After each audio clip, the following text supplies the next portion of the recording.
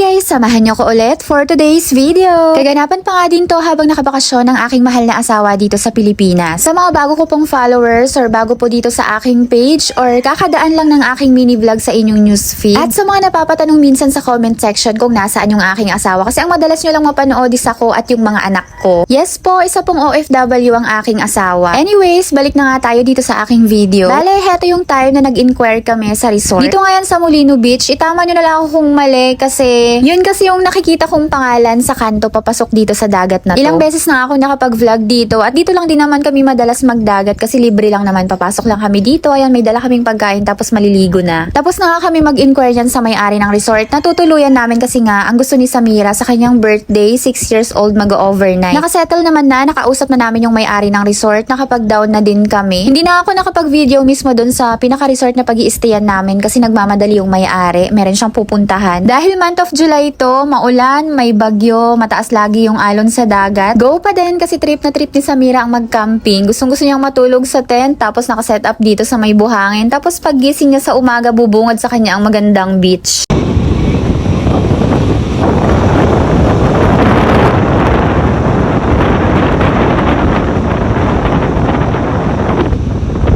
Sa mga oras na yan, sobrang lakas at ang taas ng mga alon kaya wala ding naliligo at saka hapon na din kasi yan. Kinabukasan na nga ito, hindi na nga talaga nagpapigil ang aking mahal na asawa at kumuha na siya ng motor. 1 week pa nga lang siyang nakabakasyon niya. Nung nakaraan pa nga niya talaga gusto bumili, ako lang yung humihindi. Kasi nga walang parkingan, crowded na sa harapan ng bahay ng aking mga biyanan tapos yung e-bike ko pa nakikipark na nga lang doon sa katabing lote sa harapan nila. Pero hindi na siya natutuwa kasi tuwing aalis kami, humihiram lang kami ng tricycle, humihiram kami lagi ng susi. Halos na ikot nga namin lahat ng bentahan ng motor dito sa bayan ng Iba, Zambales. Dito nga niya napili bumili ng motor dito sa Motor Ace, Dirita, Iba, Zambales, gilid ng highway. Sa lahat nga ng napuntahan namin, sila yung pinakamura, yung price ng ADV 160. May free na din na helmet at saka t-shirt at free registration for 1 year ng motor. At 1 year free maintenance. Dalawa lang naman yung pinagpilian niyang motor, ADV 160 or Aerox. Na naig sa kanyang kagustuhan ang ADV 160 at nagkataon pang color green at maiiwan naman daw sa akin pag nasa abroad na siya ulit. Na-experience din namin dati yung maghulugan ng motor for 3 years. Sobrang hirap kasi nangungupahan din kami dati ng bahay. Andiyan yung malate ka ng bayad, nagpe-penalty ka, at napakatagal ng 3 years kasi yun talaga yung kaya ng budget. Thank you Lord sa blessing, malayo pa pero kahit paano malayo na din. Saksi ako sa lahat ng sakripisyo ng aking asawa at sobrang tatag ng determinasyon niya na magawa yung isang bagay at yung pagiging porsigido niya. At ngayon, unti-unti niya nang nasisimulan yung mga plano niya. Pag uwi naman namin, pinuntahan namin tong ino-offer sa amin na bahay at lupa. Napakalapit nga lang to sa bahay ng aking mga biyanan, mga 2 minutes lakad lang. O heto na, sa mga nagtatanong sa comment section, nung nakaraan pa nga to ino-offer sa amin, ngayon lang namin napuntahan. Nagustuhan ko nga siya, napakalawak, ang lawak ng bakuran, tapos nakabakod ka na din. Malamig kasi napakadaming punong nakapaligid. Nung time na to, meron pang nakatira pero nakaimpake na din siya ng mga gamit. Hindi pa nga namin pinasok sa loob para makita kasi may mga gamit pa yung nangungupahan. Ang lawak ng likod, pwedeng magtanim ng mga gulay-gulay. May tubig din kaso nga lang bomba. Pero madali lang naman yan kasi marunong naman yung aking asawa mag-install ng tangke na di motor tapos sa kuryente siya papaganahin. Kung sakaling magustuhan namin. Hindi din kasi tinitirhan ng may-ari to, bali pinapaupahan niya kasi may iba naman siyang bahay. Okay yung buong bahay, yung bubong lang yung hindi, kailangang palitan yung yero. Ang offer lang naman ng may-ari is sanla tapos may terms and condition. Pinapag-grass cutter na nga din ng may-ari yung mga damo para pag tinurn over nila sa mapagsasanlaan nila is malinis na. Sa mga oras na yan ay nakikipag-usap yung asawa ko sa mismong may-ari. Malinis nga yung papel ng lupa na to at binibiro nga ng asawa ko yung may-ari na benta na lang daw. Kaso sabi niya mahirap na daw kasi ulit maghanap. Sobrang mahal na din kasi talaga ng lupa ngayon kahit province. Nagpaalam nga muna kami sa may-ari na mag-uusap muna kaming dalawa kung kukunin ba namin or hindi. Napansin ko nga napakadami palang bunga ng atis. Nagsabi na nga lang kami na kukontakin na lang namin siya kung nakapag-decide na kami. Yun lang muna guys for today's video. Agyamanak! Bye!